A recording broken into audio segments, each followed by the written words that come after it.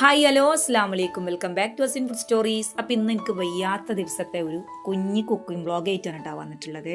അപ്പോൾ നിങ്ങൾ video skip ചെയ്യാതെ എൻ്റെ വരെ ഒന്ന് കാണാൻ ശ്രമിക്കണേ. പുതിയ വ്യൂവേഴ്സൊക്കെ ഉണ്ട് നമ്മുടെ ചാനൽ ഒന്ന് ലൈക്ക് ചെയ്ത് സബ്സ്ക്രൈബ് ചെയ്ത് സപ്പോർട്ട് ചെയ്യുക. നിങ്ങൾ അഭിപ്രായങ്ങൾ എന്തെന്നായാലും കമൻറ്റ് ചെയ്യാൻ മറക്കരുത്. അപ്പോൾ നമുക്ക് വീഡിയോ ഒന്ന് കണ്ടാലോ. രാവിലെ എണീക്കാൻ തന്നെ വയ്യാട്ടാ, തൊണ്ട തുറക്കാനോ കുടിനീരിറക്കാനും പോലും വയ്യാത്ത അവസ്ഥയാണ്. എണീറ്റതിൻ്റെ പതിവിലും നേരം വൈകിയാണ് കേട്ടോ. എങ്കിലും നമുക്ക് അതാത് സമയത്തിലുള്ള ചെയ്യേണ്ട കാര്യങ്ങളൊക്കെ തെറ്റിക്കാൻ വയ്യല്ലോ. അത് കാരണം എണീറ്റ് അടുക്കളയിൽ വന്നു ചായക്കും കുടിക്കാനൊക്കെ ഉള്ള വെള്ളം വെച്ചു. ബ്രേക്ക്ഫാസ്റ്റായിട്ട് പത്തലിന് അരി വെള്ളത്തിലിട്ടിട്ടുണ്ടായിരുന്നു കേട്ടോ. കറിയൊന്നും വേണ്ടല്ലോ, ചൂടോടെ കഴിക്കുകയാണെങ്കിൽ. പിന്നെ ഇന്നലെ തന്നെ വലിയൊരു സുഖമൊന്നും പോരായിരുന്നു, അതുകൊണ്ടും കൂടിയാണ് കേട്ടോ പത്തലിന് അരി വെള്ളത്തിലിട്ടത്. അപ്പോൾ ഞാൻ ഉണ്ടാക്കുന്ന പത്തലിൻ്റെ വീഡിയോ ഞാൻ അപ്ലോഡ് ചെയ്തിട്ടില്ല, അതുകൊണ്ട് മാത്രം ജസ്റ്റ് ഒന്ന് വീഡിയോ എടുത്തതാണ്. നിൽക്കാനും ഇരിക്കാനും വയ്യാത്തൊരവസ്ഥയാണ്. തൊണ്ട പഴുക്കാനാണ് തോന്നുന്നു, പനിയും ഉണ്ട്.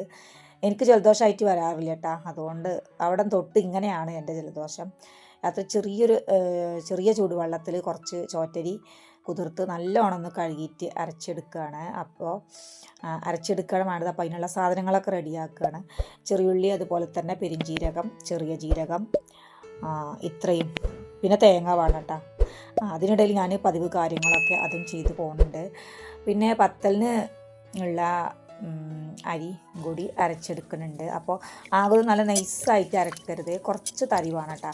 ഞാൻ 2 ബാച്ചായിട്ടാണ് അരച്ചെടുത്തത്. എന്നിട്ട് അതൊരു പാത്രത്തിലേക്ക് മാറ്റിയിട്ട് 3/4 കപ്പ് ചോറ്റരിക്ക് 3/4 കപ്പ് പച്ചരിപ്പൊടിയാണ് കേട്ടോ ഞാൻ ചേർത്ത് കൊടുത്തിട്ടുള്ളത്. പത്തലിൻ്റെ പൊടി ഉണ്ടെങ്കിൽ അത് ചേർത്ത് കൊടുക്കുക, ഒന്നും കൂടി നല്ലതാണ്. അപ്പം എൻ്റെ കയ്യിൽ അത് തീർന്നു പോയിട്ടുണ്ടായിരുന്നു, അതാണ് ഞാൻ പച്ചരിപ്പൊടി ചേർത്ത് കൊടുത്തത്. ഇനി നല്ലോണം എല്ലാം കൂടെ നല്ല മിക്സാക്കിയിട്ട്, അപ്പോൾ അതിൽ ഉപ്പും കൂടെ ചേർത്ത് കൊടുത്തിട്ടാണ് കേട്ടോ ഞാൻ അരച്ചെടുത്തിട്ടുണ്ടായിരുന്നത്. അതും കൂടെ ചേർത്ത് നല്ലോണം കുഴച്ചെടുത്തിട്ട് ഇനി നമുക്ക് പത്തലുണ്ടാക്കി തുടങ്ങാം. അപ്പോൾ ഞാൻ പത്തലുണ്ടാക്കുന്ന രീതിയാണ് കാണിക്കുന്നത്.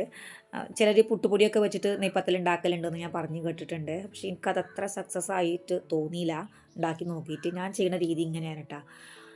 അപ്പോൾ പത്തിരി പ്രസ് എടുത്തിട്ട് അതിൻ്റെ 2 ഭാഗത്തും എന്തെങ്കിലും ഒരു വൃത്തിയുള്ള കവർ വെച്ച് കൊടുക്കുക. അല്ലാതെ നമുക്ക് പ്രസ് മാത്രമായിട്ട് പരത്തിയെടുക്കാൻ കഴിയില്ല.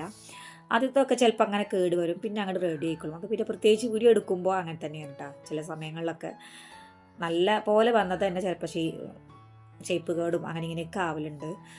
എന്നിട്ട് ആ കവറിലേക്ക് കുറച്ച് എണ്ണ പുരട്ടി കൊടുത്തിട്ട് ഒരു ഉരുള, നമുക്ക് പാകത്തിന് എടുക്കേണ്ട, ഒരുപാട് വലിപ്പം വേണ്ട. ഈ സാധാരണ നമ്മൾ പത്തിരിയൊക്കെ ഉണ്ടല്ലോ, ആ പത്തിരിൻ്റെ ഒക്കെ ഒരു വലിപ്പത്തിൽ മതി. അതിലും കുറച്ചും കൂടെ കട്ടി വേണം കേട്ടോ.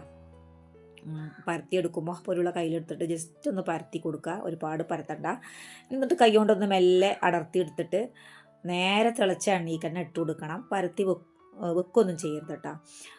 അപ്പോൾ എൻ്റെ നെയ്പത്തൽ ഇന്ന് എന്തുകൊണ്ടാണെന്ന് അറിയൂല, ഞാൻ സാധാരണ ഉണ്ടാക്കണ അത്ര ഒരു പെർഫെക്റ്റായിട്ട് വന്നിട്ടില്ല എന്ന് എനിക്കൊരു തോന്നൽ. ചിലത് റെഡിയാവും, ചിലത് റെഡിയാവില്ല എന്ന് പറഞ്ഞ പോലെ. എന്നാലും കുഴപ്പമില്ല, നല്ല ടേസ്റ്റ് ഉണ്ടായിരുന്നു. പൊന്തി വന്നിട്ടൊക്കെ ഉണ്ടായിരുന്നു കേട്ടോ. ഇങ്ങനെ തന്നെ കിട്ടിയത് അൽഹംദുലില്ലാ. കാരണം വയ്യാണ്ടിരിക്കണ സമയത്ത് നമുക്ക് ആ ഒരു ഭക്ഷണം കഴിക്കുന്ന സമയത്തൊക്കെ എന്തെങ്കിലും കിട്ടണത് തന്നെ വലിയ റാഹത്താണല്ലോ. അപ്പോൾ ഇതിൽ ശ്രദ്ധിക്കേണ്ടതെന്ന് പറഞ്ഞാൽ അരി അരക്കുമ്പോൾ കൂടുതൽ അരയാനും പാടില്ല, എന്നാൽ കുറവ് അരയാനും പാടില്ല. അതാണ് കേട്ടോ ഈ ഒരു നെയ്പത്തലിന് ഞാൻ പത്തൽ തന്നെ പറയും. നെയ്പത്തലിൻ്റെ ആ ഒരു മാവിൻ്റെ പരുവം. അപ്പോൾ ചായയുടെയൊക്കെ കഴിഞ്ഞിട്ട് പിന്നെ ഞാൻ ഹെൽത്ത് സെൻറ്ററിൽ പോയി മരുന്നൊക്കെ വാങ്ങി. അപ്പോൾ ഇന്നത്തെ വീഡിയോ ഇത്രയൊക്കെ ഉള്ളൂ. അപ്പോൾ നിങ്ങൾക്ക് എന്തെങ്കിലും അഭിപ്രായങ്ങൾ പറയാനുണ്ടെങ്കിൽ കമൻറ്റ് ചെയ്യുക. ഞാൻ മുന്നേ വിട്ട വീഡിയോയിൽ പറഞ്ഞിരുന്നു. അതുപോലെ തന്നെ വീഡിയോ കണ്ടിട്ട് ഇഷ്ടപ്പെടുകയാണെങ്കിൽ ലൈക്ക് ചെയ്യാനും സബ്സ്ക്രൈബ് ചെയ്യാത്തവരുണ്ടെങ്കിൽ സബ്സ്ക്രൈബ് ചെയ്യാനും മറക്കരുത്. അടുത്ത വീഡിയോയിൽ ഇൻഷാ അല്ലാഹ് നമുക്ക് വീണ്ടും കാണാം. Thank you for watching. അസ്സലാമു അലൈക്കും.